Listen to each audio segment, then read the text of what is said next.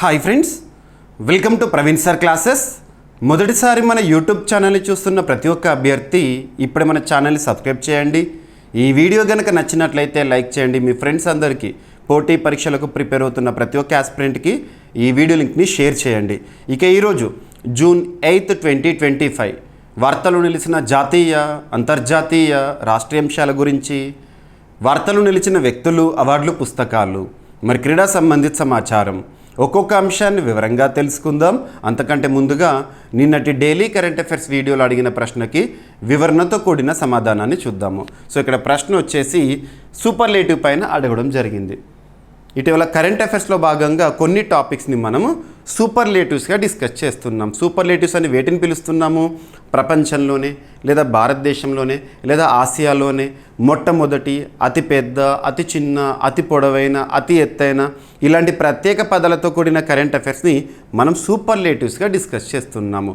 అలాంటి ఒక టాపిక్ రీసెంట్గా న్యూస్లోకి వచ్చింది, దానిపైన ఇచ్చాను. సో చూడండి, ప్రపంచంలోనే ఎత్తైన రైల్వే పియర్ బ్రిడ్జ్. ఇక్కడ కీవర్డ్ మీరు గుర్తుంచుకోవాల్సింది ఏంటంటే రైల్వే పియర్ బ్రిడ్జ్ నిర్మాణం అనేది పూర్తయింది. ఇది ఏ రాష్ట్రంలో ఉంది, దాని పేరేంటి అని చెప్పేసి క్వశ్చన్ అడగడం జరిగింది. సో దీనికి సంబంధించి మనం ఈ టాపిక్ని ఆల్రెడీ మన డైలీ కరెంట్ అఫైర్స్ వీడియోలో లాస్ట్ వీకే డిస్కస్ చేయడం జరిగింది. అండ్ అశ్విని కుమార్ వైష్ణవ్ గారు ప్రస్తుతము రైల్వే శాఖ మంత్రిగా విధులు నిర్వర్తిస్తున్నారు కదా.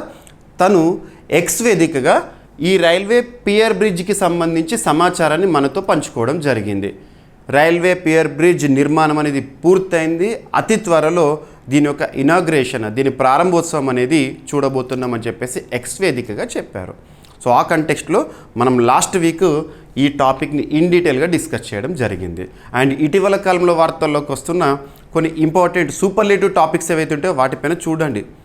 చీనాబ్ బ్రిడ్జే కానివ్వండి, అంజికాడ్ బ్రిడ్జే కానివ్వండి, ఇక ఇన్ఫ్రాస్ట్రక్చర్ విషయానికి వస్తే రోడ్లకు సంబంధించి కానీ, రైల్వేలకు సంబంధించి కానివ్వండి, ఇటీవల చాలా అంశాలను మనం చూసాము.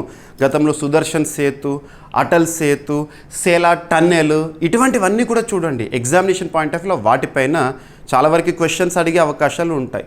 అటువంటి టాపిక్స్ని మనం సూపర్లేటివ్స్గా డిస్కస్ చేస్తూ వస్తున్నాము. సో ఇక్కడ అబ్జర్వ్ చేస్తే దీనికి సంబంధించి, ఈ ప్రశ్నకు సంబంధించి సమాధానం ఏంటి?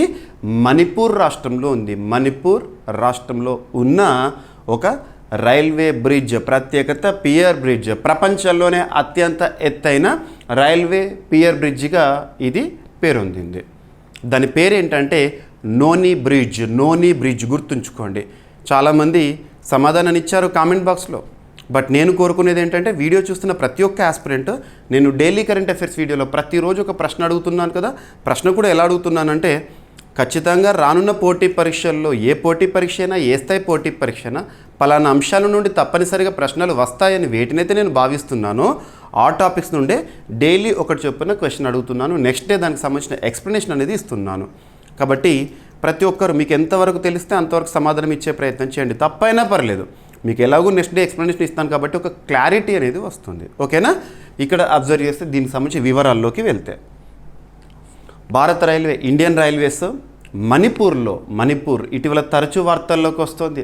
ఆర్టికల్ 356 అమల్లో ఉంది ప్రస్తుతం మణిపూర్లో. కారణం ఏంటి? కుకీలు, మైతేయులు ఈ రెండు వర్గాల మధ్య జరుగుతున్న ఘర్షణ, 2 ఏళ్లకు పైగా ఘర్షణ వాతావరణాన్ని చూస్తున్నాము. ఓకేనా? సో మణిపూర్లో 141 మీటర్ల ఎత్తులో ప్రపంచంలోనే ఎత్తైన హైయెస్ట్ రైల్వే పియర్ బ్రిడ్జ్ను నిర్మించడం జరిగింది. ఈ వంతెన మొత్తం 8 భాగాలుగా ఉంటుంది. అందులో చివరి భాగాన్ని విజయవంతంగా ఏర్పాటు చేయడంతో ఇక రీసెంట్గా దాని యొక్క నిర్మాణం పూర్తయిపోయింది. అతి త్వరలో దీని ప్రారంభోత్సవాన్ని కూడా చూస్తాం. భారత ప్రధాని నరేంద్ర మోదీ గారు ప్రారంభిస్తారు. 111 కిలోమీటర్ల జిరిబామ్, ఇంఫాల్ ఈ 2 ప్రాంతాల అనుసంధాన రైల్వే ప్రాజెక్టులో భాగంగా ఈ వంతెనను నిర్మించడం జరిగిందంట. ఈ రైల్వే పియర్ బ్రిడ్జ్ అయితే పిల్లర్ లాగా ఉంటుందన్నట్టు. సో పిల్లర్ల పైన రైల్వే వంతెన. మీకు ఆల్రెడీ ఆ టాపిక్ గురించి లాస్ట్ వీక్ డిస్కస్ చేసాను. ఒకసారి ఆ ఇమేజ్ కానివ్వండి ఇన్ డీటెయిల్ మళ్ళీ ఒకసారి చూడండి. సో ఇక్కడ చూడండి, ప్రధాన ఆకర్షణ వచ్చేసి P3, P4 అని పిలిచే 2 భారీ స్తంభాలు, ఒక్కొక్కటి 141 మీటర్ల ఎత్తుంటుంది. 141 మీటర్స్ హైట్లో పిల్లర్ లాంటి నిర్మాణం పైన రైల్వే వంతెన ఉంటే ఎంత అద్భుతంగా ఉంటుందో ఒక్కసారి ఊహించుకోండి. ఓకేనా? క్లిష్టమైన భౌగోళిక పరిస్థితులు, భద్రతా సవాళ్ళ మధ్య భారత సైన్యంలోని గోర్ఖా రైఫిల్స్ సహకారంతో వంతెన నిర్మాణం అనేది పూర్తి చేయడం జరిగిందంత. సో నోని బ్రిడ్జ్ గుర్తుంచుకోండి, very very important. Pier bridge అంటే ఏంటి? భూమిపై నుంచి చాలా ఎత్తున్న స్తంభాలపై నిర్మించే బ్రిడ్జ్నే పియర్ బ్రిడ్జ్ అంటాము. ఓకేనా? సింపుల్గా మనకు గుర్తుంచుకోవడానికి పిల్లర్ బ్రిడ్జ్ అని గుర్తుంచుకోండి. ఓకేనా? ఎన్ఎఫ్. ఇక రైల్వే ఆర్క్కి సంబంధించి కానివ్వండి, రీసెంట్గా చీనాబ్ వంతెన గురించి కానివ్వండి, ఇటువంటివన్నీ కూడా మనకి ఇంపార్టెంటే. ఎస్, సరిపోతుంది. ఇక ఈరోజు ఫస్ట్ టాపిక్, జింబాబ్వేలో ఏనుగుల మరణం అంటే ఏంటంటే సింపుల్గా ఎలిఫెంట్ కల్లింగ్, చంపేస్తున్నారు ఏనుగులను, ప్రభుత్వమే చంపేస్తుంది. కారణం ఏంటంటే మ్యాన్ యానిమల్ కాన్ఫ్లిక్ట్ లేదా మ్యాన్ ఎలిఫెంట్ కాన్ఫ్లిక్ట్. జింబాబ్వే మనందరికీ తెలుసు, జింబాబ్వే ఆఫ్రికా ఖండంలోని ఒక దేశము. ఏదైనా ఒక దేశం గురించి కానీ, ఒక ప్రాంతం గురించి కానీ, ఒక జలసంధి గురించి కానీ, ఒక సముద్రం గురించి కానీ మనం డిస్కస్ చేస్తున్నప్పుడు డెఫినెట్గా మీకు వరల్డ్ మ్యాప్లో దాని యొక్క లొకేషన్ని పాయింట్అవుట్ చేస్తున్నాను, చూడండి, అలాగే చదవండి. ఓకేనా? సో జింబాబ్వేలో ప్రభుత్వం తీసుకున్న నిర్ణయం ఏంటంటే mass culling of elephants. Mass culling అంటే ఏంటంటే అధిక సంఖ్యలో ఏనుగులను చంపే కార్యాచరణని అమలు చేస్తుంది. ఏనుగులను చంపడం మనం చూస్తూ ఉంటాం, ఏనుగులను మనం డివైన్గా చూస్తూ ఉంటాం. మరి అక్కడ ఎందుకు ఏనుగులను చంపేస్తున్నారంటే సింపుల్గా ఏనుగులు నివసించే ప్రాంతం ఏదైతే ఉంటుందో ఆ ప్రాంతంలో లెక్కకు మించి, పరిమితికి మించి ఏనుగుల జనాభాని చూడడం జరుగుతుందంట. ఉదాహరణకి 10 ఏనుగులు ఉండే ఒక ప్రాంతం ఏదైతే ఉంటుందో 10 ఏనుగులకు మాత్రమే సరిపోతుంది ఆ ప్రాంతం అనుకునే ఆ ప్రాంతంలో 100 ఏనుగులు ఉన్నాయనుకోండి, ఎలా ఉంటుంది? అక్కడ డెన్సిటీ అనేది పెరగడం వల్ల ఆ ఏనుగులు ఏంటి, అక్కడ బ్రతకడం కష్టమై వేరే ప్రాంతాలకు వస్తాయి. వేరే ప్రాంతాలకు రావడం ఎక్కడికి వస్తున్నాయి ఏనుగులు అంటే మానవ ఆవాస ప్రాంతాల్లోకి వస్తున్నాయట. మనుషులు నివసించే ప్రాంతాలకు జంతువులు వచ్చిన, జంతువుల ఆవాస ప్రాంతాల్లోకి మనుషులు వెళ్ళినా జరిగేదేంటి? Man animal conflict. సో ఇక్కడ మ్యాన్ ఎలిఫెంట్ కాన్ఫ్లిక్ట్ అనేది జరుగుతుంది. దీని ద్వారా చాలామంది ప్రాణాలు కూడా కోల్పోతున్నారంట. మన ఇళ్లలోకి ఏనుగులు వచ్చినాయి అనుకోండి, ఎలా ఉంటుంది? సో ఇటువంటి పరిస్థితుల్లో జింబాబ్వే ప్రభుత్వం తీసుకున్న నిర్ణయం ఏంటంటే మాస్ కల్లింగ్ ఆఫ్ ఎలిఫెంట్స్, ఏనుగులను చంపేస్తుంది. ఇప్పటికే 50కి పైగా ఏనుగులను చంపేయడం జరిగింది. సో ఇదొకటి చూడండి. ఓకేనా? కొన్ని తీసుకున్న నిర్ణయాలు ఇటీవల కాలంలో ఏంటంటే అది అంత పెద్ద సఫలం కాలేదు. ఎక్కువ మొత్తంలో ఎలిఫెంట్స్ ఉన్నాయి కాబట్టి ఆ ఎలిఫెంట్స్ని వివిధ దేశాలకు పంపించడానికి కూడా ప్రయత్నం చేశారు. అది కూడా సఫలం కాకపోవడంతో ఈ చర్య తీసుకోవడం జరిగింది. గతంలో ఇలాంటిది ఇంకొకటి ఏంటంటే బోట్స్వానాలోనేమో ఎలిఫెంట్ డెత్స్ని మనం చూడడం జరిగింది. 2020 సంవత్సరము అక్కడ విషపూరిత నీళ్లను తీసుకోవడం ద్వారా, ఆ సైనోబ్యాక్టీరియా అటువంటి వాటితో కలిసిన నీటిని తీసుకోవడం ద్వారా ఏనుగులు చచ్చిపోవడము, ఇటువంటి చూడండి. వైల్డ్ లైఫ్ సంబంధించి ఏదైనా న్యూస్లోకి వచ్చిందంటే అది చాలా ఇంపార్టెంట్. ఎస్, ఇక్కడ మనము ఏ ప్రాంతం ఇప్పుడు డిస్కస్ చేద్దాం. ఆ ప్రాంతం పేరు గుర్తుంచుకోండి. ఓకేనా? సో జింబాబ్వే ప్రభుత్వము సేవ్ వ్యాలీ కన్జర్వెన్సీ, ఇది ప్రాంతం పేరు, ఇటీవల వార్తల్లోకి వచ్చింది. ఎక్కడ అంటే జింబాబ్వేలో. అక్కడ 50 ఏనుగులను వేటాడేందుకు, చంపేందుకు అనుమతినిచ్చింది ప్రభుత్వమే. ఏనుగులను వేటాడి చంపేసేయండి అని చెప్పేశారు. అటవీ ప్రాంతం కన్జర్వెన్సీ సామర్థ్యానికి మించి ఏనుగుల జనాభా పెరగడం అనేది దీనికి కారణం అంట. మనుషులు వన్యప్రాణుల మధ్య మ్యాన్ ఎలిఫెంట్ కాన్ఫ్లిక్ట్ అనేది చోటు చేసుకోవడమే ఈ పరిస్థితికి కారణం. ఏనుగులను చంపడానికి ప్రభుత్వం నిర్ణయం తీసుకుంది కదా, కారణం దానికి. సో సేవ్ వ్యాలీ కన్జర్వెన్సీలో దాదాపు 2550 ఏనుగులు ఉన్నాయి. ఈ ప్రాంతం సామర్థ్యం కేవలం 800. అంతకు మించి ఏనుగులు చూడండి, 800 ఏనుగులకు మాత్రమే ఆవాసంగా ఉండే ఆ ప్రాంతంలో 2500 ఏనుగులు ఉన్నాయంటే ఎంత ఇబ్బందిగా ఉంటుందో చూడండి. కాబట్టి బయటకు వస్తున్నాయి. అంటే ప్రస్తుతం ఈ ప్రాంతంలో సామర్థ్యానికి 3 రెట్లకు పైగా జనాభా ఉంది ఏనుగులకు సంబంధించి. వేటకు కారణాలు ఏంటి, చంపడానికి కారణాలు ఏంటంటే ఏనుగుల అధిక జనాభా వల్ల స్థానిక జీవ వైవిధ్యం తీవ్ర ఒత్తిడికి గురవుతోంది. ఆహారం, నీరు అందక ఏనుగులు మానవ జనావాసాల్లోకి ప్రవేశించడం వల్ల మానవ వన్యప్రాణుల సంఘర్షణలు అనేవి ఎక్కువ అవుతున్నాయి. గత 5 సంవత్సరాల్లో 200 ఏనుగులను ఇతర ప్రాంతాలకు తరలించే ప్రయత్నం జరిగింది, కానీ అది సత్ఫలితాలు ఇవ్వలేదు. వాతావరణ మార్పులు, కరువు పరిస్థితుల కారణంగా వన్యప్రాణుల ఆవాసాలపై మరింత ఒత్తిడి ఏర్పడుతోంది. ఓకేనా? గుర్తుంచుకోండి. ఇక అదనపు సమాచారం, ఎలిఫెంట్ కల్లింగ్ లేదా ఎనిమల్ కల్లింగ్ అంటే ఎక్కువ మొత్తంలో ఒకేసారి జంతువులను చంపడం అన్నట్టు. ఓకేనా? కారణం ఏంటంటే జీవ వైవిధ్య పరిరక్షణ లేదా మానవ జంతు ఘర్షణ నివారణ కోసము ఇటువంటి చర్య తీసుకోవడము. ఎస్, ఇక జింబాబ్వే రాజధాని వచ్చేసి హరారే. మీకు ఏదైనా దేశం గురించి న్యూస్లోకి వచ్చింది అంటే డిస్కస్ చేస్తున్నామంటే దాని రాజధాని ఏంటి, కరెన్సీ ఏంటి, ప్రత్యేకతలు ఇటువంటి చూస్తున్నాము. జింబాబ్వే కరెన్సీ వచ్చేసి జింబాబ్వే డాలర్. మనకు గతంలో లాస్ట్ 10 ఇయర్స్కి ఎక్కువ అంటే ఒక 15 ఇయర్స్ బ్యాక్ అనుకోండి, జింబాబ్వేలో ఏదైతే ఉంటుందో సో డిమానిటైజేషన్ అనేది చేయడం జరిగింది. డిమానిటైజేషన్ పూర్తిగా వాళ్ళ కరెన్సీనే మార్చేసుకున్నారు వాళ్ళు, అటువంటి చర్యలు. ఓకేనా, సో సరిపోతుంది. ఇక నెక్స్ట్ ఫిజేరియం గ్రామినేరియం అనేది ఇటీవల వార్తల్లోకి వచ్చింది.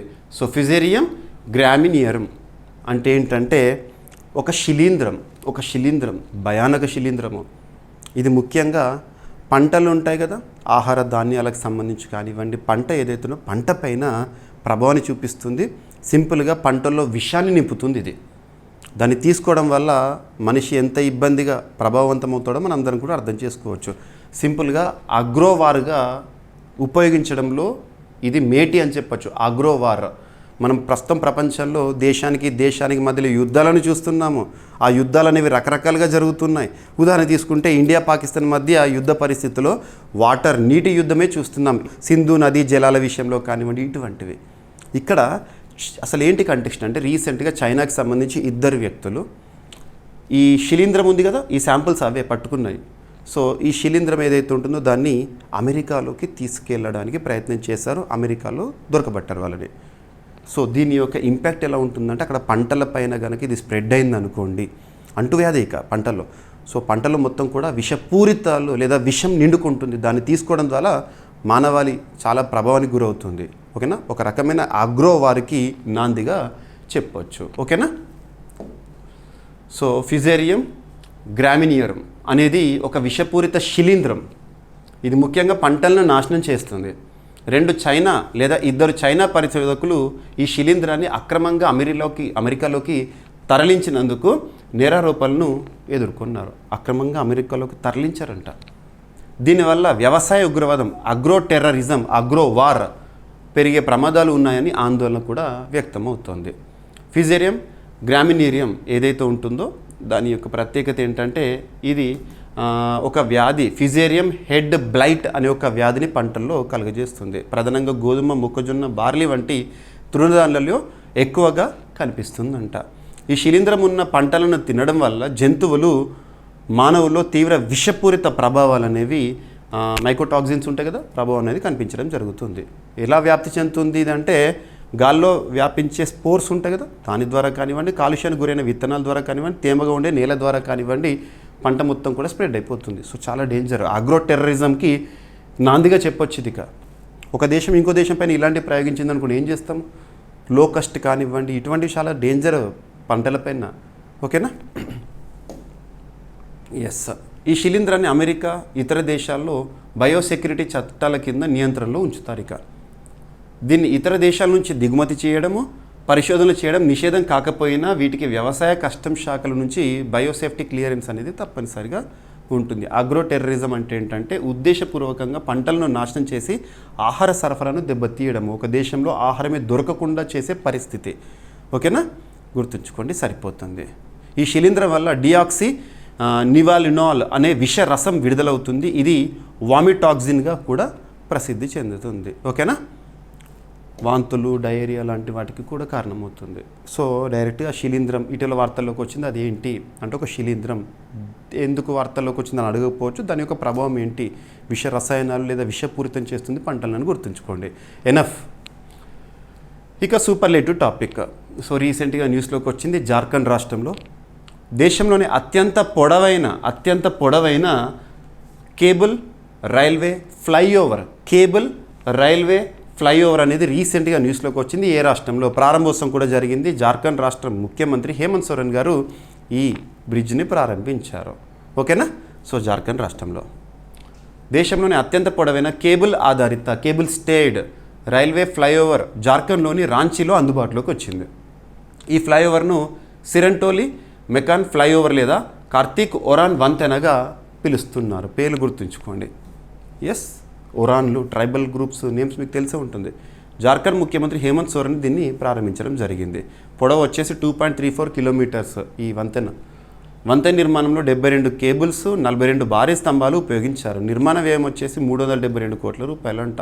నిర్మాణ పనులు వచ్చేసి ఆగస్టు 2022లో ప్రారంభమైంది, రీసెంట్గా ముగిసింది. ఇనాగ్రేషన్ కూడా జరిగింది. ఇందుకు ఐఐటీలు కూడా సహకారం అందించాయి. ఐఐటి బాంబే నిపుణులు మరియు జార్ఖండ్ రోడ్డు నిర్మాణ విభాగం నిపుణులు ప్రత్యేకంగా సలహాలతో ఈ నిర్మాణం అనేది పూర్తయింది. ఓకేనా. నిర్మాణ సంస్థ వచ్చేసి ఎవరు నిర్మించారంటే L&T, లార్సన్ అండ్ టోబ్రో. ఓకేనా. మలేషియా నుంచి కేబుల్స్ని కొనుగోలు చేసేసారంట. ఇక ప్రపంచ బ్యాంకు ఒక రిపోర్ట్తో న్యూస్లోకి వచ్చిన రోజు అన్ని వార్తాపత్రికలు మీరు చూసే ఉంటారు ఇటువంటి టాపిక్స్. సో వరల్డ్ బ్యాంక్ యొక్క హెడ్ క్వార్టర్ వచ్చేసేసి వాషింగ్టన్ DC. వరల్డ్ బ్యాంకుకు ప్రస్తుతం చీఫ్గా డైరెక్టర్గా ఎవరు విధులు నిర్వర్తిస్తున్నారు? అజయ్ బంగా గారు, భారతీయ మూలాలున్న వ్యక్తి. ఓకేనా. రీసెంట్గా వరల్డ్ బ్యాంకు పేదరికం పైన కొన్ని గణాంకాలతో కూడిన నివేదికను రిలీజ్ చేసింది. అందులో భారత్కి సంబంధించి ఏంటో చూద్దాము. ప్రపంచ బ్యాంకు నివేదిక ప్రకారం భారత్లో తీవ్రమైన పేదరికం అనేది గణనీయంగా తగ్గిందంట. Extreme poverty is reduced in India. భారతదేశంలో తీవ్ర పేదరికం అనేది తగ్గింది. ఎంతకు తగ్గింది, ఎంత నుండి తగ్గింది?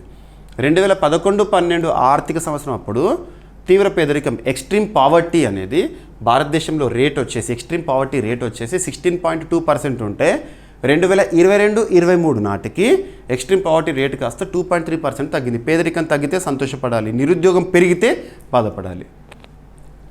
2011-12లో దారిద్ర్య రేఖకు దిగువన ఉన్న వారి సంఖ్య 34 కోట్ల మంది ఉండగా 2022-23లో అది 7.5 కోట్లకు తగ్గింది. గత 10 ఏళ్లలో సుమారు 17.1 కోట్ల మంది తీవ్ర పేదరికం నుంచి బయటపడ్డారు. ప్రపంచ బ్యాంక్ పేదరిక ప్రమాణాలు కనుక మనం అబ్జర్వ్ చేస్తే 2017 వరకు రోజుకు $2.15 కంటే తక్కువ సంపాదిస్తే వాళ్ళని పేదలుగా చెప్తున్నారు. 2021 నుంచి రోజుకు $3 అంటే మన భారతదేశం విషయానికి వస్తే $257 కంటే తక్కువ సంపాదిస్తే పేదలుగా పరిగణిస్తున్నారు. ఇవి డెఫినేషన్స్లో ఇంపార్టెంట్, మీకు ఎకానమీలో కూడా ఇంపార్టెంట్. పావర్టీకి సంబంధించి ప్రమాణాలు దేని ఆధారంగా పావర్టీగా లెక్క కడతారని. 2024లో పేదరికం స్థితి ఎలా ఉంది అంటే 2024లో దేశంలో 5.46 కోట్ల మంది రోజుకు $3 కన్నా తక్కువ సంపాదిస్తున్నారంట. దీనివల్ల 2024లో పేదరిక రేటు 5.44% ఉండే అవకాశం అంట. ఇక గ్రామీణ పట్టణ ప్రాంతాల మధ్య అంతరం అనేది తగ్గింపు. గ్రామీణ ప్రాంతాల్లో తీవ్ర పేదరికం 18.4% నుండి 2.8%కి తగ్గింది. గుడ్. పట్టణ ప్రాంతాల్లో తీవ్ర పేదరికం ఎక్స్ట్రీమ్ పావర్టీ రేట్ అనేది 10.7% నుండి 1.1%కి తగ్గింది. గుడ్. గ్రామ పట్టణ ప్రాంతాల మధ్య ఉన్న అంతరం 7.7% నుండి 1.7%కి తగ్గింది. మీకు ఆల్రెడీ పేదరికం డెఫినేషన్స్ కానివ్వండి ఇవన్నీ కూడా ఐడియా ఉన్నాయి కాబట్టి డైరెక్ట్గా గణాంకాలు గుర్తుంచుకోండి. అందులో కూడా ప్రపంచ బ్యాంకు వంటివి కానివ్వండి లేదా అంతర్జాతీయ సంస్థలు ఏమైనా రిపోర్ట్స్ ఇచ్చినాయంటే అవి ఇంపార్టెంట్. అందులో గణాంకాలు భారతదేశ కోణంలో చూడండి. రాయితీపై ఆహార పంపిణీ పేదరికం తగ్గడానికి మనకు కారణాలు ఏంటి? చాలా వరకు ప్రభుత్వం ఇచ్చే పథకాలు కానివ్వండి, సోషల్ వెల్ఫేర్ స్కీమ్స్ కానివ్వండి, ఇవన్నీ కూడా పేదరికం తగ్గించడంలో కీలకం. ఉపాధి అవకాశాలు పెరుగుతాయి, ఆటోమేటిక్గా ఉపాధి పెరిగిందంటే పేదరికం తగ్గుతుంది. అత్యంత పేద రాష్ట్రాల స్థితి. దేశంలోని అత్యంత పేదల్లో 54% మంది అత్యధిక జనాభా కలిగిన 5 రాష్ట్రాల్లో ఉన్నారు. అత్యధిక జనాభా ఉన్న 5 రాష్ట్రాలు మన భారతదేశంలో మొదటి స్థానంలో ఉత్తరప్రదేశ్ ఉంటుంది.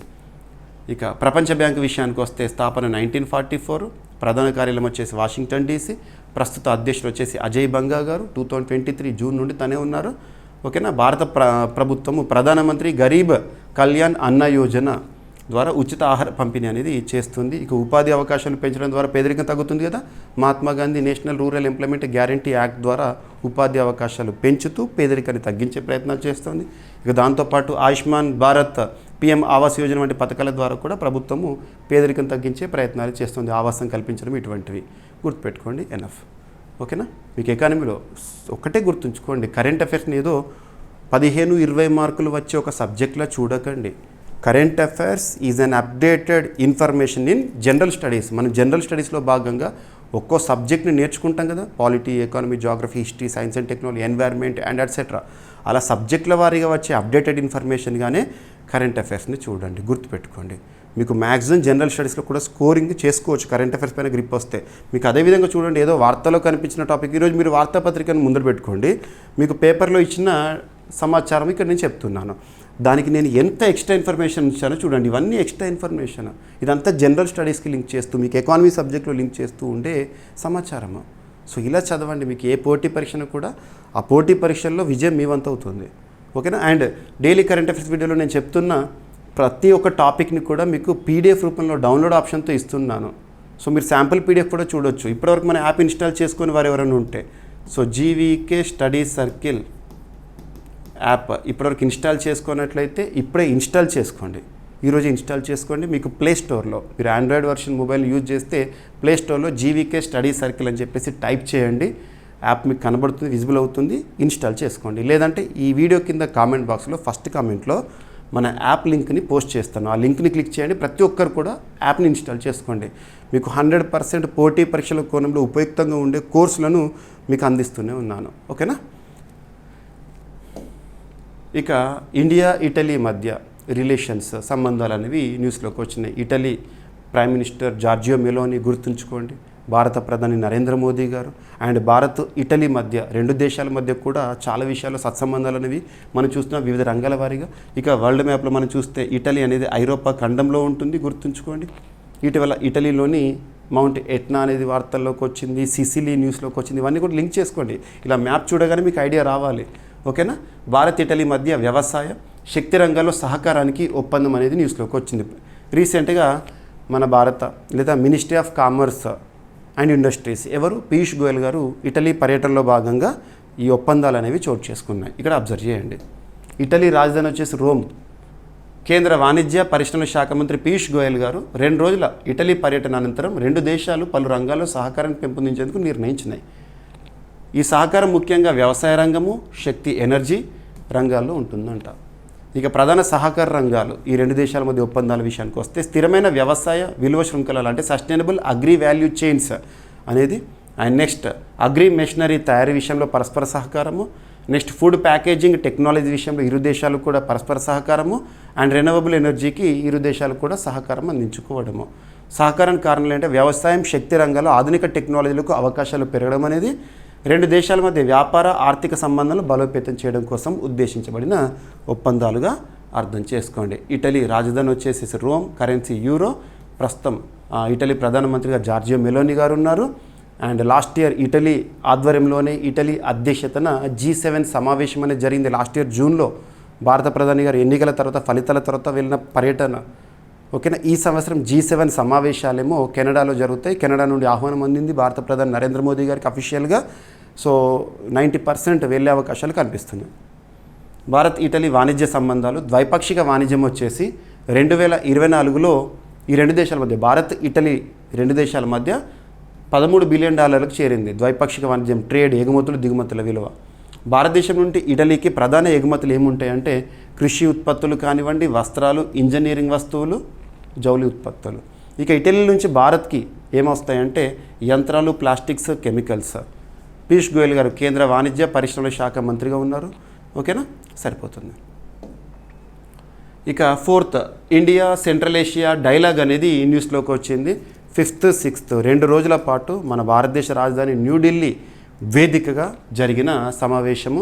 ప్రస్తుతం మినిస్ట్రీ ఆఫ్ ఎక్స్టర్నల్ అఫైర్స్ లేదా ఫారిన్ రిలేషన్స్ విదేశీ వ్యవహారాల శాఖ మంత్రిగా మన భారతదేశంలో సుబ్రహ్మణ్యం జయశంకర్ గారు విధులు నిర్వర్తిస్తున్నారు. ఓకేనా? సో ఇక్కడ అబ్జర్వ్ చేస్తే ఏ దేశాలు participants. 4th India central Asia dialogue భారత విదేశాంగ మంత్రి డాక్టర్ సుబ్రహ్మణ్యం జయశంకర్ గారి అధ్యక్షతన న్యూఢిల్లీలో జరిగింది. ఈ సమావేశంలో 5 మధ్య ఆసియా దేశాలతో ప్రాంతీయ భద్రత అంటే సెంట్రల్ ఏషియన్ కంట్రీస్ 5 ఉంటాయి కదా, ఆ దేశాలతో ప్రాంతీయ భద్రత, కీలక ఖనిజాల విషయంలో మరియు కనెక్టివిటీ విషయంలో, ఉగ్రవాద నిరోధం విషయంలో, ఆర్థిక సమైక్యత విషయంలో చర్చించారంట. ఇక ఇండియా సెంట్రల్ ఏషియా డైలాగ్ వివరాలు. ఇది భారత్ మధ్య ఆసియా దేశాల మధ్య విదేశాంగ మంత్రుల మధ్య జరిగే బహుపాక్షిక వేదిక అంటే మల్టీనేషన్స్ పార్టిసిపేట్ చేస్తాయి కాబట్టి ఇలాంటి సమావేశం 4th రీసెంట్గా జరిగింది కదా. మరి మొదటిసారి 2019లో సమర్కండ్ ఉజ్బెకిస్తాన్లో జరిగింది. ఈ సంవత్సరం ఎగ్జామ్లో అడుగుతారు. ఇటీవల 4th India central Asia dialogue అనేది ఎక్కడ జరిగింది? మన న్యూఢిల్లీలో. గుర్తుపెట్టుకోండి. మరి ఏ దేశాలు సభ్య దేశాలుగా ఉంటాయి? ఇక భారత్ విషయానికి వస్తే భారత్ సెంట్రల్ ఏషియా కదా, భారత్ ఆతిథ్యం. సెంట్రల్ ఏషియాలో 5 దేశాలు ఉంటాయి. ఏంటంటే Kazakhstan, Kyrgyzstan, Tajikistan, Turkmenistan, Uzbekistan. ఈ 5 దేశాలను సెంట్రల్ ఏషియన్ కంట్రీస్ అంటారు. గుర్తుంచుకోండి. ఓకేనా? వాణిజ్యం, రవాణా, భద్రత, ఇంధనం, ఐటీ, ఆరోగ్యం, ప్రజల మధ్య సంబంధాలు, సహకారాన్ని పెంచడం అనేది ఈ సమావేశం యొక్క ప్రధాన లక్ష్యాల్లో ఒకటి. ప్రాంతీయ స్థిరత్వం, స్థిరమైన అభివృద్ధికి తోడ్పడే విధానాలు రూపొందించడం మరొకటి. ఇక అదనపు సమాచారం. సెంట్రల్ ఏషియన్ కంట్రీస్ ప్రధానంగా ఖనిజాలు, సహజ వాయువు, చమురు నిల్వలకు ప్రసిద్ధి. సెంట్రల్ ఏషియా ఒకప్పుడు ఇవన్నీ కూడా యుఎస్ఎస్ఆర్లో భాగం, సోవియట్ యూనియన్లో భాగము. ఓకేనా? చాబహర్ పోర్ట్ ఇరాన్, మధ్య ఆసియా దేశాలతో భారతదేశం ట్రేడ్ మరియు కనెక్టివిటీ పెంచడానికి కీలకంగా భావిస్తున్నారు. ఓకేనా, గుర్తుంచుకోండి. International north south transport corridor మధ్య ఆసియాతో భారత వాణిజ్య మార్గాన్ని సులభతరం చేసే ఒక మార్గంగా చెప్పొచ్చు. ఎస్. ఇక ఒక సమావేశం విపత్తులకి సంబంధించి విపత్తులపై చర్చించడము. ఇందులో భారత ప్రధాని నరేంద్ర మోదీ గారు వర్చువల్గా నిన్నటి రోజున ప్రసంగించారు. ఈ సమావేశం విపత్తులకు సంబంధించి మనం డిస్కస్ చేసే సమావేశము ఫ్రాన్స్ ఆధ్వర్యంలో జరిగింది. ఓకేనా. సో ఇక్కడ అబ్జర్వ్ చేస్తే international conference on disaster resilient infrastructure, గుర్తుంచుకోండి. ఇక్కడ అబ్జర్వ్ చేస్తే international conference on disaster resilient infrastructure 2025 సదస్సు ఆతిథ్యం ఎక్కడ అంటే ప్యారిస్.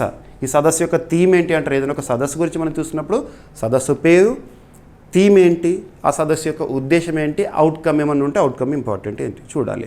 సో ఇక్కడ భారత ప్రధాని గారు ICDRI 2025 సదస్సులో వర్చువల్గా మాట్లాడడం జరిగింది. కొన్ని విపత్తుల గురించి మనం ఏ విధంగా లెసన్ నేర్చుకోవాలి, ఏ విధంగా విపత్తులకు అడ్డుకట్ట వేయడానికి సన్నద్ధతతో ఉండాలి అనే అంశాలను ప్రముఖంగా చర్చించారు. సో ప్రధానమంత్రి నరేంద్ర మోదీ గారు వర్చువల్గా లేదా వీడియో కాన్ఫరెన్స్ ద్వారా international conference on disaster resilient infrastructure 2025 ఉద్దేశించి ప్రసంగించారు. ఈ సదస్సులు తొలిసారిగా యూరప్లో నిర్వహిస్తున్నారు. ఫస్ట్ టైం యూరప్ కాంటినెంట్లో నిర్వహిస్తున్నారు, ఫ్రాన్స్ దేశంలో నిర్వహిస్తున్నారు. ఫ్రాన్స్ అధ్యక్షుడు ఎవరు ప్రస్తుతం Emmanuel Macron. Last year 2024 republic day సెలబ్రేషన్స్లో ముఖ్య అతిథిగా వచ్చిన వ్యక్తి. ఫ్రాన్స్ ప్రభుత్వానికి సదస్సు నిర్వహణకు సహకారం అందించినందుకు ప్రధానమంత్రి గారు కృతజ్ఞతలు తెలిపారు. మరి ఈ సదస్సు యొక్క థీమ్ ఏంటి అంటారు ఎగ్జామినేషన్లో, shaping A resilient future for coastal reasons, అంటే తీర ప్రాంతాలకు సంబంధించి ప్రత్యేకంగా మనము ఫోకస్ చేయాల్సి ఉంటుంది అని చెప్పేసి. ఎప్పుడైనా థీమ్స్ గురించి చదివేటప్పుడు ఏ లాంగ్వేజ్లో ఉంటే అదే లాంగ్వేజ్లో గుర్తుంచుకోండి, తెలుగులోకి ట్రాన్స్లేట్ చేయకండి. ఓకేనా.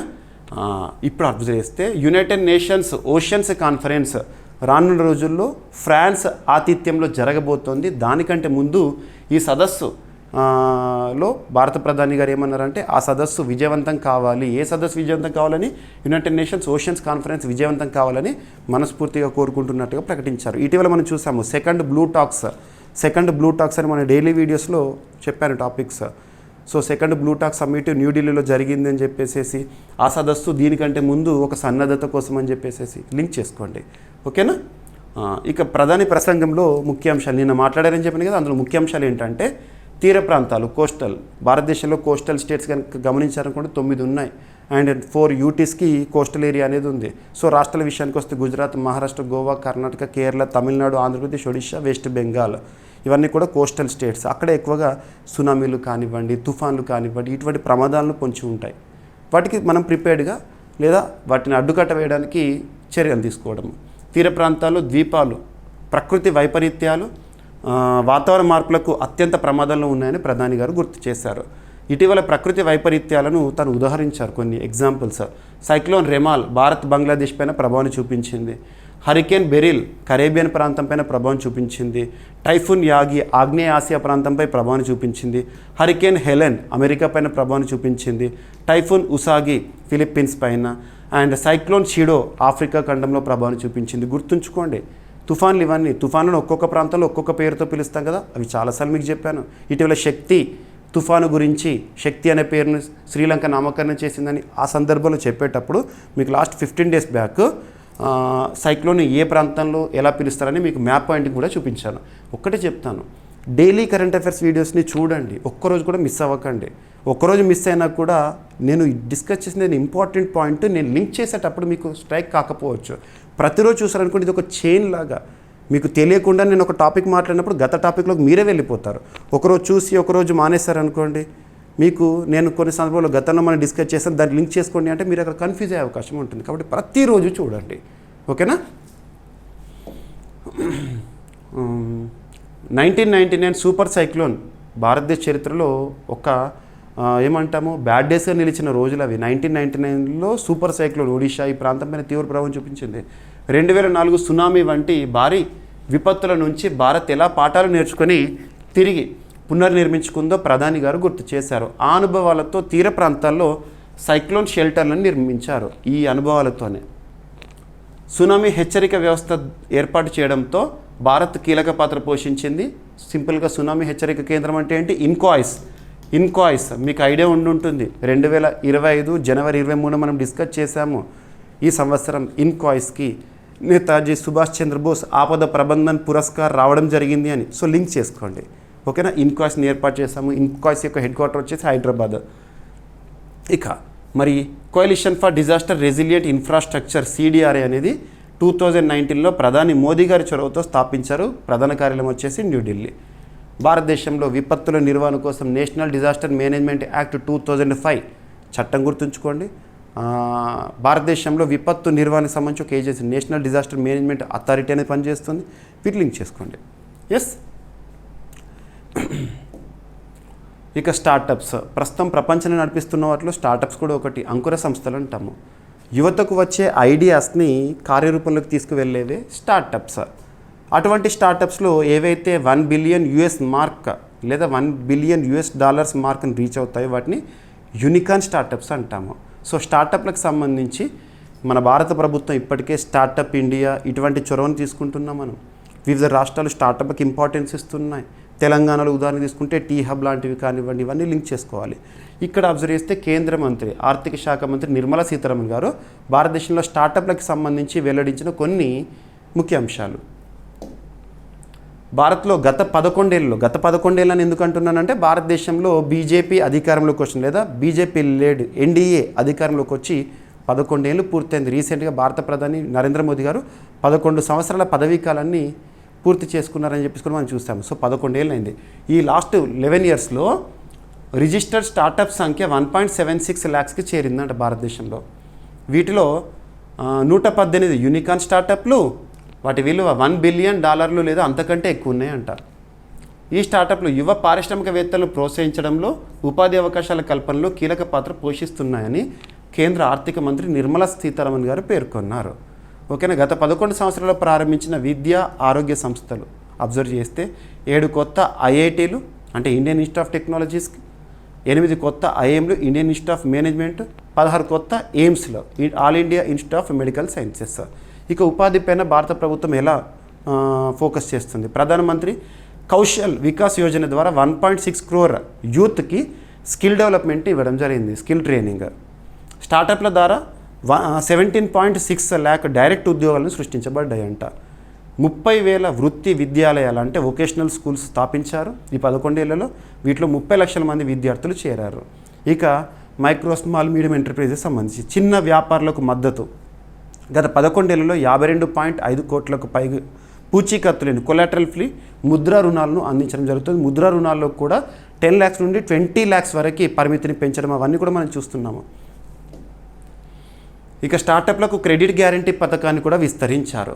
గత నెల department for promotion of industries and internal trade స్టార్టప్లకు క్రెడిట్ గ్యారంటీ పథకాన్ని విస్తరించింది. ఒక్కో రుణగ్రహీతకు గ్యారంటీ పరిమితిని 10 కోట్ల రూపాయల నుంచి 20 కోట్ల రూపాయలకు పెంచారు. ఇక యూనికార్న్ స్టార్టప్ అంటే ఏంటి? ఇండియాలో ప్రస్తుతం ఉన్న యూనికార్న్స్ ఫేమస్ ఇవి. అండ్ ప్రధానమంత్రి కౌశల్ వికాస్ యోజన అనేది 2015లో ప్రారంభమైంది. లక్ష్యం యువతకు నైపుణ్యాభివృద్ధిని కలుగజేయడము. ఎనఫ్. ఇక భారతదేశంలో నమోదవుతున్న మరణాల్లో ఎలా ఉన్నాయి అని చెప్పేసి కొన్ని లాస్ట్ 4-5 years సంబంధించిన మరణాల గణాంకాలు ఎవరు రిలీజ్ చేశారు? CRS వారు రిలీజ్ చేయడం జరిగింది. సో పౌర నమోదు వ్యవస్థ విడుదల చేసిన నివేదిక ప్రకారం 2022లో భారతదేశంలో 86.5 లక్షల సాధారణ మరణాలు అనేవి నమోదు, న్యాచురల్ డెత్. సో సాధారణ మరణాలు నమోదైనవి అంట. కరోనా తీవ్రత అధికంగా ఉన్న 2021లో 1.02 కోట్ల మరణాలతో పోలిస్తే ఇది 15% తక్కువ. కరోనా కారణంగా చూడండి 2020 కంటే 2021లోనే కరోనా ప్రభావాన్ని ఎక్కువ చూపించింది, మరణాలు కూడా ఎక్కువ నమోదైనాయి. సో ఇక్కడ రీసెంట్గా రిలీజ్ అయిన గణాంకాలు ఇవి 2025లో రిలీజ్ అయినాయి, 2022 గణాంకాలను ఉద్దేశించి రిలీజ్ అయినాయి. సో కంపారేటివ్గా భారతదేశంలో సహజ మరణాలు ఏ విధంగా నమోదవుతున్నాయి, ఇక్కడ కూడా ఎలా పెరిగినాయి అంటే కరోనా కారణంగా పెరిగినాయి. ఓకేనా. జననాల సంఖ్య 2022లో 2.54 కోట్ల జననాలు నమోదైనాయి. ఇది 2021తో పోలిస్తే 5.1% అధికమంట. WHO నివేదిక వివాదం ఏంటంటే కరోనా కారణంగా భారత్లో 47 లక్షలకు పైగా మరణాలు సంభవించాయని WHO గతంలో నివేదించిన, అయితే ఆ నివేదికలో అనేక తప్పులు ఉన్నాయని, అది అనవసరము అసత్యమని కేంద్ర ప్రభుత్వం కొట్టిపారేసింది. ఓకేనా. సిఆర్ఎస్ కేంద్ర హోంమంత్రిత్వ శాఖ పరిధిలో పనిచేసే ఒక అంగం. ఇక WHO headquarter Geneva, Switzerland. Tedros Adhanom గారు ప్రస్తుతం చీఫ్గా విధులు నిర్వర్తిస్తున్నారు. సో ఓటర్ల సంఖ్యకి సంబంధించి ఎలక్షన్ కమిషన్ వారు విడుదల చేసిన గణాంకాలు ఇక్కడ అబ్జర్వ్ చేస్తే దేశంలోనే అత్యున్నత చట్టం మన రాజ్యాంగం. రాజ్యాంగంలో 15వ భాగము ఆర్టికల్ 324 నుండి 329 వరకు ఎన్నికలకు సంబంధించిన ప్రస్తావన గురించి మనం చూస్తూ ఉంటాము. అందులో ఆర్టికల్ 324 కేంద్ర ఎన్నికల సంఘం ఎలక్షన్ కమిషన్ ఆఫ్ ఇండియా 1+2 బాడీగా పనిచేస్తుంది. ఎలక్షన్ కమిషన్ ఆఫ్ ఇండియాకి సంబంధించి ప్రస్తుతం CECగా చీఫ్ ఎలక్షన్ కమిషనర్గా జ్ఞానేష్ కుమార్ గారు విధులు నిర్వర్తిస్తున్నారు. సో రీసెంట్గా చూస్తే తెలంగాణలో గడిచిన 5 ఏళ్లలో ఓటర్ల సంఖ్యలో 16.6% పెరుగుదల నమోదైంది. ఓటరు మనకు ఓటు హక్కు అనేది ఏ హక్కు అంటారు? రాజ్యాంగ హక్కు. అంటే రాజ్యాంగంలో ఉంది కాన్స్టిట్యూషనల్ రైట్. దేశంలోని అత్యున్నత చట్టమైన రాజ్యాంగంలో 15వ భాగంలో ఆర్టికల్ 326 వయోజనులకు ఓటు హక్కు అనే అంశాన్ని చెప్తుంది. 2018లో రాష్ట్రంలో తెలంగాణ రాష్ట్రంలో మొత్తం ఓటర్ల సంఖ్య 2,80,65,876 మంది అంట. 2023 నాటికి ఇది 3,26,02,799కి చేరింది. అంటే కొత్తగా 45,36,923 మంది ఓటర్లు నమోదయ్యారు. సో రాష్ట్రాల వారీగా ఓటర్ల పెరుగుదల ఎలా ఉంది అంటే మహారాష్ట్రలో 8.14%, ఛత్తీస్గఢ్లో 9.93%, జార్ఖండ్లో 13.40%, తమిళనాడులో 8.02%, వెస్ట్ బెంగాల్లో 11.36%, కేరళలో 5.48%, తెలంగాణలో 16.6% ఓటర్లలో పెరుగుదల అనేది నమోదైంది. ఓకేనా, గుర్తుంచుకోండి. రీసెంట్గా కొన్ని కాంట్రవర్సీస్ కూడా చూస్తున్నాము. రాహుల్ గాంధీ ఒక కాంట్రవర్సీ చేశాడు. మహారాష్ట్రలో గతంలో రీసెంట్గా జరిగిన సార్వత్రిక ఎన్నికలు జనరల్ ఎలక్షన్స్లో రిగ్గింగ్ జరిగింది అని చెప్పేసి కేంద్ర ఎన్నికల సంఘం తీవ్రంగా ఆ వ్యాఖ్యలను తీసుకోవడం జరిగింది, హెచ్చరించింది. ఇలాంటి వ్యాఖ్యలు కరెక్ట్ కాదని చెప్పేసి. So election commission of India ఓకేనా 1950 జనవరి 25న ఏర్పాటైంది. గుర్తుంచుకోండి. NF IMD. సో ఇక్కడ అవార్డ్స్లో భాగంగా ఒక టాపిక్ ఉంది, IMD చీఫ్. IMD గురించి మనం ఎప్పుడు డిస్కస్ చేసాము? చాలా ప్రముఖంగా డిస్కస్ చేసాము. రీసెంట్గా జనవరి 15కి IMD ఒక అద్భుతమైన మైల్ స్టోన్ని రీచ్ అయింది అని చెప్పేసి. సో 1875లో ఏర్పాటైన IMD ఓకేనా 150 ఇయర్స్తో ఇటీవల వార్తల్లోకి వచ్చింది. IMD చీఫ్ మృత్యుంజయ్ మహాపాత్రకి ఒక పురస్కారం, ప్రతిష్టాత్మక పురస్కారం అనేది రావడం జరిగింది. ఏదైనా ఒక పురస్కారం గురించి మనం చూస్తే ఆ పురస్కారాన్ని ఎవరు ప్రకటిస్తారు, ఎందుకు ప్రకటించారు, ఇవి చూడండి సరిపోతుంది. సో IMD ఓకేనా ఇండియా మెట్రలాజికల్ డిపార్ట్మెంట్ 1875లో ఏర్పాటైంది. ప్రధాన కార్యాలయం న్యూఢిల్లీ. ఓకేనా IMDకి ప్రస్తుతం డైరెక్టర్ జనరల్గా ఉన్న మృత్యుంజయ్ మహాపాత్ర గారు, వెరీ వెరీ ఇంపార్టెంట్ పర్సన్, పేరు గుర్తుంచుకోండి, ఎగ్జామ్లో అడుగుతారు. ససాకవా అవార్డు అనేది రావడం జరిగింది. ససాకవా ఐక్యరాజ్య సమితికి సంబంధించి డిజాస్టర్ రిస్క్ రిడక్షన్ కార్యాలయం, ఐక్యరాజ్య సమితి పరిధిలో పనిచేస్తున్న డిజాస్టర్ రిస్క్ రిడక్షన్ లేదంటే United nations office for disaster risk reduction, దాని ప్రధాన కార్యాలయం వచ్చేసి జెనీవా, స్విట్జర్లాండ్. ఏదైనా అంతర్జాతీయ సంస్థ అది కూడా ఐక్యరాజ్య సమితికి సంబంధించి అనుబంధంగా పనిచేస్తుంది అంటే దాని యొక్క ప్రధాన కేంద్రం ఏంటో చూడాలి. సో ఈ సంస్థ జెనీవా, స్విట్జర్లాండ్ కేంద్రం పనిచేస్తున్న వారు ససాకావా అనే ఒక పురస్కారాన్ని మృత్యుంజయ్ గారికి ఇవ్వడం జరిగింది. అవార్డు ప్రధానోత్సవం స్విట్జర్లాండ్ జెనీవా ప్రధాన కేంద్రంలో జరిగింది. ఉష్ణమండల తుఫానుల సైక్లోన్స్ అంచనా, హెచ్చరిక వ్యవస్థల అభివృద్ధికి ఆయన చేసిన కృషికి ఈ పురస్కారం అనేది దక్కిందంట. మహాపాత్ర కృషితో భారత్లో తుఫాన్ల కారణంగా ప్రాణ నష్టం గణనీయంగా తగ్గిందని సంస్థ చెప్పింది. డిజాస్టర్ రిస్క్ రిడక్షన్ సంస్థ చెప్పడం జరిగింది. ఓకేనా ససాకావా అవార్డు అనేది ఐక్యరాజ్య సమితి ఆపదల నిర్వహణ, విపత్తు నిర్వహణలో విశేష సేవలందించిన వ్యక్తులు, సంస్థలకు అందించే ప్రతిష్టాత్మక గౌరవం. ఈ మృత్యుంజయ్ మహాపాత్ర గారిని ఏమని పిలుస్తారంటే సైక్లోన్ మ్యాన్ ఆఫ్ ఇండియా అంటారు. సో ఇటువంటి చూడండి, ఇటీవల టైగర్ మ్యాన్ ఆఫ్ ఇండియా మరణిస్తూ వార్తల్లోకి వచ్చారు. ఇటువంటి చూడండి, వాటర్ మ్యాన్ ఆఫ్ ఇండియా ఎవరని అలాగా. ఓకేనా ఇక ప్రముఖ వ్యక్తి, రచయిత మరణిస్తూ వార్తల్లోకి వచ్చారు. తన పేరేంటి అని అడుగుతారు.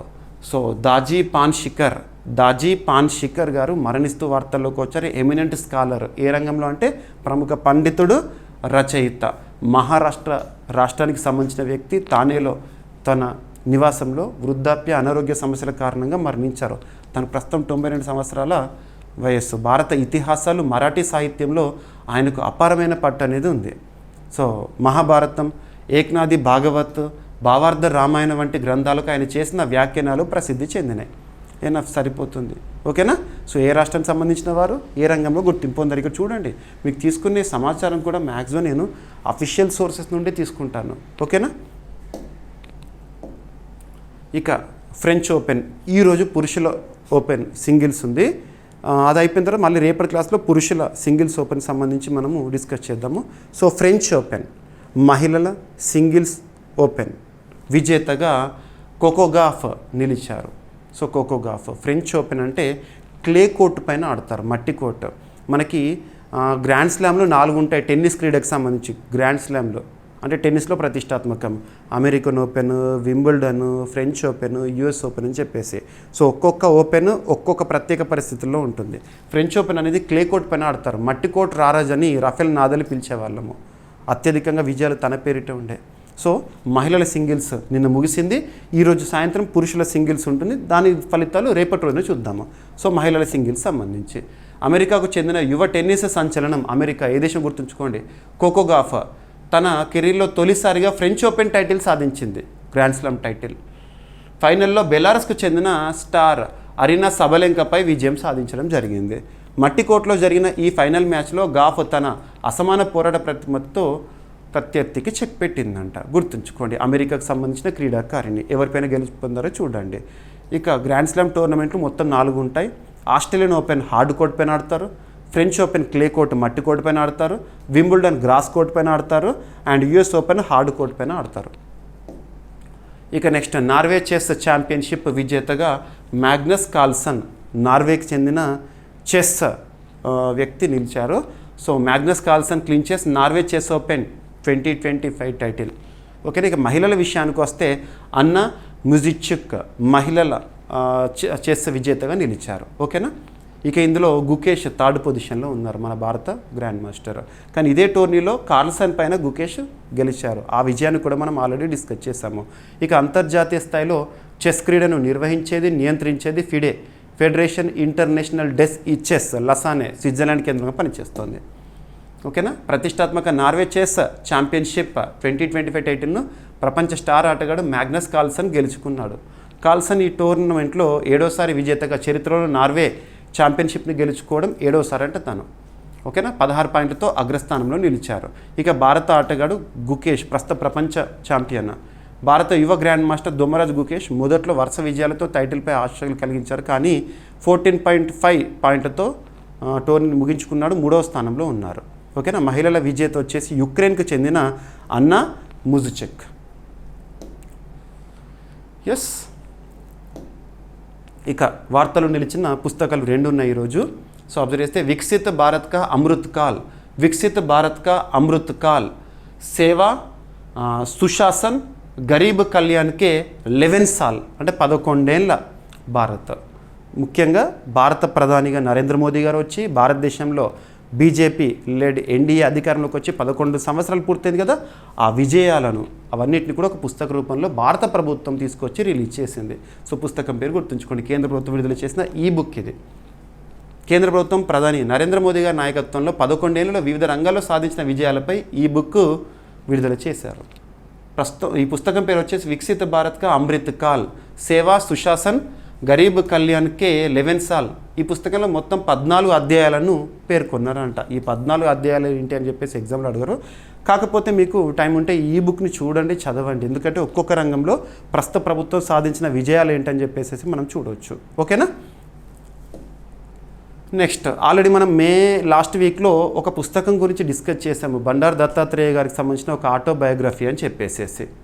ఈరోజు తెలుగులో సో జూన్ 8 రోజున అదే పుస్తకం తెలుగులో రిలీజ్ కావడం జరిగింది. తెలంగాణ రాష్ట్ర ముఖ్యమంత్రి యనుమల రేవంత్ రెడ్డి గారి చేతుల మీదుగా ప్రజల కథే నా ఆత్మకథ, ప్రజల కథే నా ఆత్మకథ అనే ఒక పుస్తకము. అదే లాస్ట్ టైం మనం డిస్కస్ చేసిందేమో జనతాకి కహానీ మేరీ ఆత్మకథ, అది హిందీలో. ఇప్పుడు ఇది తెలుగులో. గుర్తుంచుకోండి, బండారు దత్తాత్రేయ గారు. సో హర్యానా గవర్నర్గా ఉన్న వ్యక్తి, సీనియర్ రాజకీయ నాయకుడు, బీజేపీ పార్టీ సంబంధించిన వ్యక్తి, తెలంగాణకు సంబంధించిన వ్యక్తి రాసిన తన ఆత్మకథ ఆటోబయోగ్రఫీ. సో పుస్తకం పేరు తెలంగాణ ప్రజల కథే నా కథ అని చెప్పేసి ఒక పుస్తకం ఈ రోజున ఆవిష్కరించడం జరిగింది. ఓకేనా. ఇక ఈరోజు మన డైలీ కరెంట్ అఫైర్స్ వీడియోలో అడిగే ప్రశ్న ఏంటంటే క్లైమేట్ చేంజ్ పర్ఫార్మెన్స్ ఇండెక్స్ 2025లో భారతదేశం యొక్క స్థానం ఎంత? మరి ఈ సూచీలో మొదటి 3 స్థానాల్లో నిలిచిన దేశాలు ఏవి? ఈ సూచీని విడుదల చేసే సంస్థ లేదా సంస్థలు ఏంటి? ఖచ్చితంగా examination point of view topic అనేది ఇంపార్టెంట్. ప్రతి ఒక్కరు సమాధానం ఇచ్చే ప్రయత్నం చేయండి. సో వీడియోకి లైక్ చేయడం మాత్రం మర్చిపోకండి. ఇక ఈరోజు టాపిక్స్ని మనం క్విక్ రివిజన్ చేస్తే ఫస్ట్ టాపిక్ వచ్చేసి జింబాబ్వేలో ఏనుగుల వేట అనే అంశము లేదా mass culling of elephants and fusarium graminearum అనే ఒక శిలీంధ్రము ఇటీవల న్యూస్లోకి వచ్చింది. దేశంలోని అత్యంత పొడవైన కేబుల్ రైల్వే ఫ్లైఓవర్ అనేది జార్ఖండ్లో ప్రారంభమైంది. అండ్ తీవ్రమైన పేదరికం ఎక్స్ట్రీమ్ పావర్టీ అనేది తగ్గింది భారతదేశంలోని ప్రపంచ బ్యాంక్ ఇచ్చిన నివేదిక. భారత్ ఇటలీ మధ్య వ్యవసాయము శక్తి రంగాల్లో సహకారానికి ఒప్పందం అనేది ఇటీవల పీయూష్ గోయల్ గారి ఇటలీ పర్యటన. And 4th India central Asia dialogue and international conference on disaster resilient infrastructure 2025. భారతదేశంలో 1.76 లక్షల స్టార్టప్స్ ఉన్నాయంట. కేంద్ర ఆర్థిక శాఖ మంత్రి నిర్మలా సీతారామన్ గారు వెల్లడించిన గణాంకాలు. 2022లో భారతదేశంలో నమోదైన మరణాలు అని చెప్పేసి సిఆర్ఎస్ ఇచ్చిన రిపోర్టు హోంమంత్రిత్వ శాఖ పరిధిలోని. అండ్ తెలంగాణలో ఓటర్ల సంఖ్యలో భారీ పెరుగుదల. And IMD chief Mrutyunjay Mohapatra గారికి వచ్చిన ప్రతిష్టాత్మక పురస్కారం ససాకవా పురస్కారం. అండ్ ప్రముఖ స్కాలర్ దాజీ పాన్షికర్ గారు మరణిస్తూ వార్తల్లోకి వచ్చారు, మహారాష్ట్రకు సంబంధించిన వ్యక్తి. అండ్ ఫ్రెంచ్ ఓపెన్ మహిళల సింగిల్స్ విజేతగా అమెరికాకు చెందిన Coco Gauff. Magnus Carlsen Norway chess 2025 టైటిల్ని సాధిస్తూ వార్తల్లోకి వచ్చారు. అండ్ కేంద్ర ప్రభుత్వం విడుదల చేసిన కేంద్ర ప్రభుత్వ విజయాలకు సంబంధించిన ఈ బుక్ వికసిత్ భారత్ కా అమృత్ కాల్ సేవా సుశాసన్ గరీబ్ కళ్యాణ్కే 11 సాల్ అని చెప్పేసి ఒక పుస్తకం. అండ్ ప్రజల కథే నా ఆత్మకథ అనే ఒక పుస్తకంతో బండారు దత్తాత్రేయ గారు వార్తలోకి వచ్చారు. ఇక ఈరోజు ప్రశ్న క్లైమేట్ చేంజ్ పర్ఫార్మెన్స్ ఇండెక్స్ 2025లో భారత స్థానం ఎంత? మొదటి 3 స్థానాలు నిలిచిన దేశాలేంటి? ఈ సూచీని విడుదల చేసే సంస్థ లేదా సంస్థలు ఏంటి? ప్రతి ఒక్కరు కూడా సమాధానాన్ని కామెంట్ బాక్స్లో తెలపండి. వీడియో పట్ల మీ ఫీడ్బ్యాక్ ఇవ్వండి లేదా మీ ఇన్పుట్స్ నేను స్వీకరిస్తాను. వీడియో కనుక నచ్చితే మీ ఫ్రెండ్స్ అందరికీ పోటీ పరీక్షలకు ప్రిపేర్ అవుతున్న ప్రతి ఒక్క ఆస్పిరెంట్కి ఈ లింక్ని షేర్ చేయండి. ఏమైనా మిస్లేనియస్ ఉన్నాయనుకోండి, నో నీడ్ టు వరీ. రేపటి క్లాస్లో జోడించి మళ్ళీ డిస్కస్ చేద్దాం. రేపు కలుద్దాం. Thank you.